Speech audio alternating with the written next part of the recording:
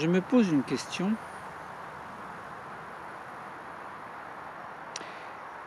Et tout enseignant a pu se poser cette question un jour ou l'autre. Est-ce que la classe parfaite existe?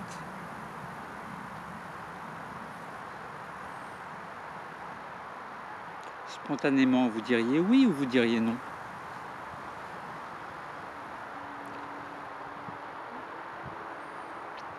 Compliqué, hein, de répondre. Est-ce que la classe parfaite existe? Est-ce qu'on peut répondre à cette question? C'est un petit peu comme si on disait, est-ce que l'enseignant parfait existe? Moi, en tant qu'enseignant, est-ce que je suis parfait?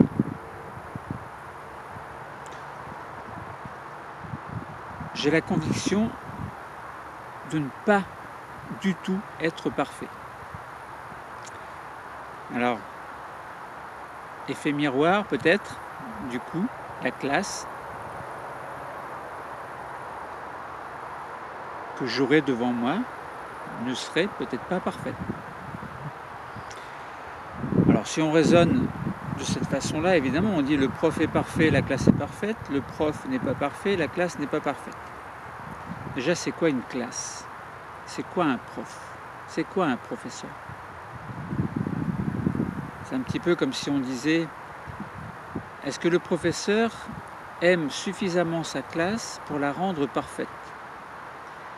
C'est un petit peu comme si aussi on disait, est-ce que les élèves aiment suffisamment leur professeur pour le rendre parfait? Alors on peut raisonner de 1000 façons. Il y a 1000 manières de voir les choses. J'enseigne les sciences de la vie et de la terre. Peut-être la plus belle matière du monde. Il faut aimer la biologie et la géologie. Alors est-ce que c'est vraiment la plus belle matière du monde? Je ne pourrais pas avoir cette prétention de dire oui. Il existe d'autres matières. Les élèves ont d'autres affinités, peuvent avoir d'autres affinités, et les sciences de la vie et de la terre ne sont pas un modèle exclusif de bien-être ou de beauté. Mais la biologie, c'est quand même la vie, et la vie, c'est quand même quelque chose qui est beau sur Terre. Enfin, quand on est jeune et naïf, on se dit que tout est beau. Et puis quand on prend de l'âge, quand on a un certain âge, comme moi par exemple, on relativise les choses. On se dit oui, bien sûr que la vie est belle, tant qu'on n'a pas de grands malheurs, tant qu'il ne nous est pas arrivé de choses horribles. On peut se dire oui, la vie est belle, tant qu'on n'a pas l'expérience de cruauté, de choses qui dépassent l'imagination, ou du moins que l'on peut imaginer, mais des choses horribles qui peuvent nous arriver un jour ou l'autre. Alors on ne pourra pas dire que la vie est belle. On pourra dire que la vie existe, mais elle n'est pas toujours belle, la vie. Alors est-ce qu'on peut dire que la classe parfaite existe, que le professeur parfait existe? Sans doute que non. Et c'est quoi une classe parfaite? C'est relatif, ça dépend de beaucoup de choses. Alors une classe, je disais, c'est quoi une classe? C'est quoi un enseignant? Un enseignant, c'est quelqu'un qui va enseigner, c'est-à-dire apprendre à des élèves, à des enfants, à faire des choses, apprendre à connaître des choses, apprendre à se débrouiller, à avoir des capacités, à avoir des attitudes, des compétences. L'enseignant est censé représenter un modèle. Il est censé savoir ce qu'il enseigne. Il est censé savoir faire ce qu'il apprend aux élèves.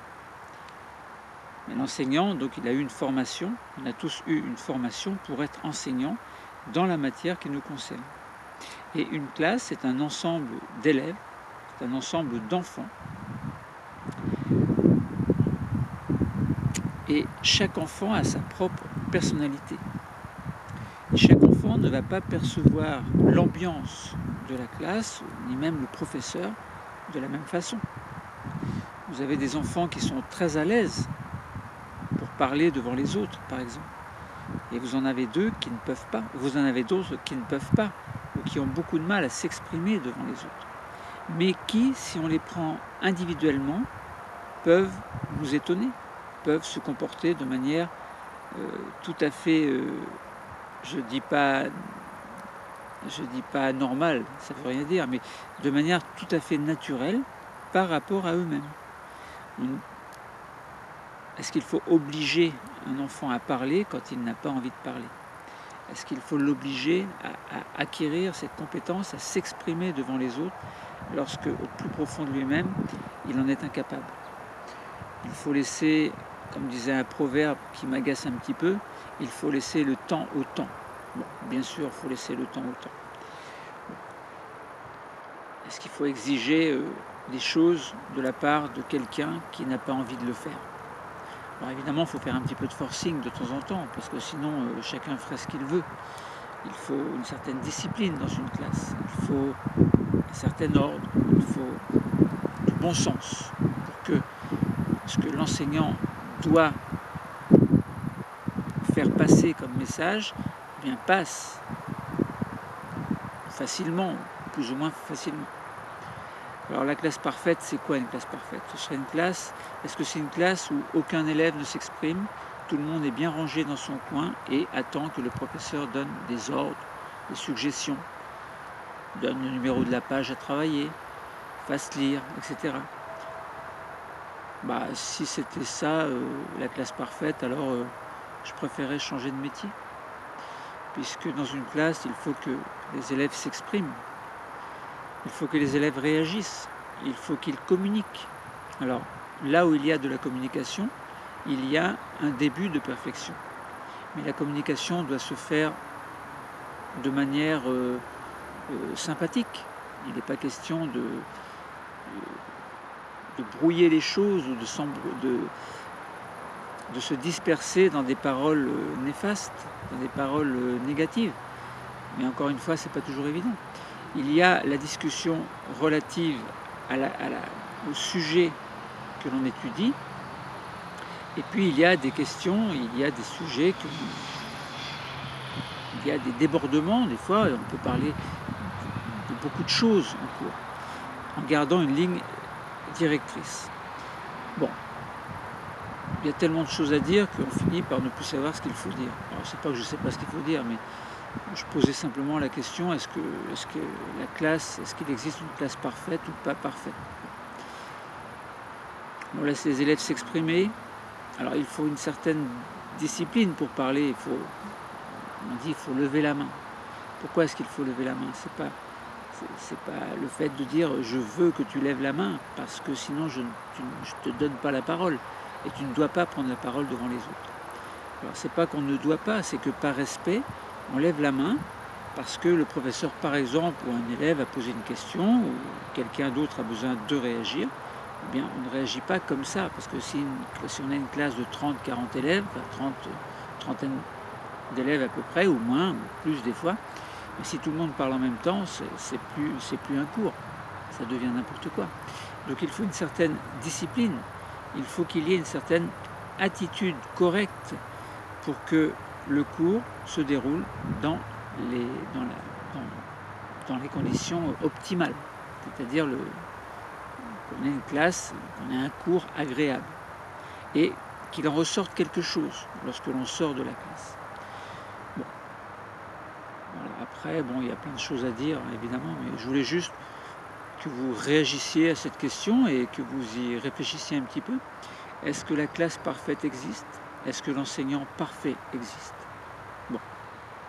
Question difficile. Pour moi, une classe n'est pas parfaite, un enseignant n'est pas parfait. Mais par contre, ce qui est parfait, c'est chaque personne qui est à l'intérieur de la classe. Le groupe classe n'est pas forcément parfait, ou peut-être parfait, des fois on peut être satisfait tout au long de l'année scolaire. Je ne parle pas uniquement d'une heure ou 2 heures, je parle d'une moyenne sur le temps, par exemple de la 6e à la terminale. Est-ce que l'enfant, l'élève qui se trouve au sein d'une nouvelle classe à chaque fois, sera dans une classe qui sera parfaite à chaque fois? Bon. Voilà, mais en tout cas, bon, chaque enfant est parfait en soi, évidemment. Maintenant, après, il y a quelques petits réglages à faire, de manière à ce que dans la société, chaque personne se sente heureux, ne se sente pas délaissé et trouve sa place, son petit coin de ciel bleu. Voilà. Je vous ai fait une autre vidéo il y a quelque temps où bon, j'étais seul dans la forêt, j'étais assis et puis je réfléchissais un petit peu sur, sur le fait que chacun peut avoir son coin de ciel bleu. Et si vous n'êtes pas trop à l'aise en classe, si vous n'aimez pas les cours, si vous n'aimez pas les enseignants, bon, faites un effort. Nous, les enseignants, on fait du mieux que l'on peut. C'est pas toujours évident d'être parfait. Je vous souhaite quoi? Eh bien, je vous souhaite tout ce que vous désirez. À très bientôt.